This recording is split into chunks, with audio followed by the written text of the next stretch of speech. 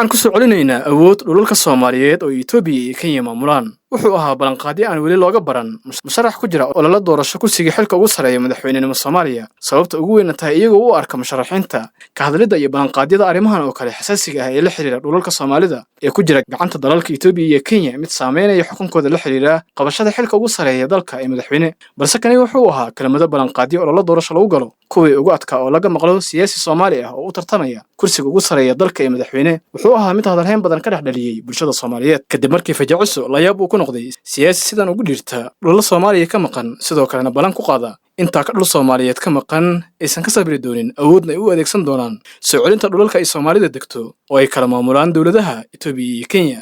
waraysi uu bixiyay saacadihii aynu ka soo gudubnay musharaxa madaxweyne ahna gudoomiyaha xisbiga UBSRB Ibrahim Cawil Muuse Ibrahim Juba ayaa noqday mid si weyn u soo jiitay indhaha bulshada sidoo kalena dhaliyay hadalhayn balaaran. siyaasigan ahna musharax madaxweynenimo ee Soomaaliya Ibrahim Cawil Muuse Ibrahim Juba sidoo kalena gudoomiyaha xisbiga UBSRB ayaa waraysi uu bixiyay saacadihii aynu ka soo gudubnay kaga hadlay ujeedka ka dambeeya musharaxnimadiisa iyo waxa uu doonayay inuu hirgeliyo sameeyo haddii uu ku guuleysto kursiga ugu sareeya dalka ee madaxweyne. musharaxan ayaa sheegay in haddii uu ku guuleysto xilka madaxweynaha qorshihiisa iyo tilaabooyinka hore uu qaadi doono ay noqon doonaan arrimaha xuduudaha dalka. musharaxan ayaa dul istaagay muhiimadda amniga xuduudaha isagoo tilmaamay in xuduudaha hadda jira ee u dhaxeeya Soomaaliya iyo dalalka deriska ah aysan u muuqan kuwa sax ah.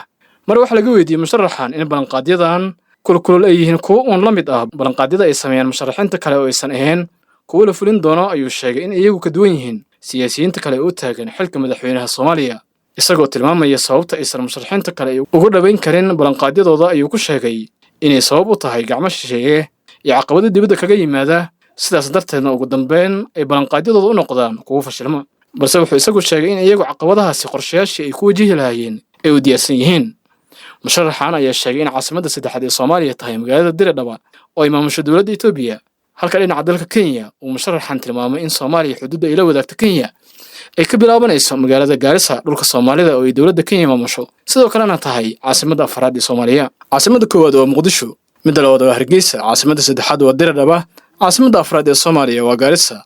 sida uu dastuurku qorayo halta koo dhulka Soomaaliyeedna kama samri doono xoog inaan ku muqoonin doono Itoobiya iyo Kenya ayaan doonaynaa haddaan dalka qabsano ayuu yiri musharax madaxweyne Ibrahim Juba. isku soo wada duub hadalka musharaxan ayaa noqonaya kii ugu horeeyay ee laga maqlo musharax u tartamaya u taagan xilka madaxweynenimo ee Soomaaliya hadal saameyn iyo dareen weyn ku yeeshay bulshada Soomaaliyeed sidoo kalena noqday mid doodo dhaliyay.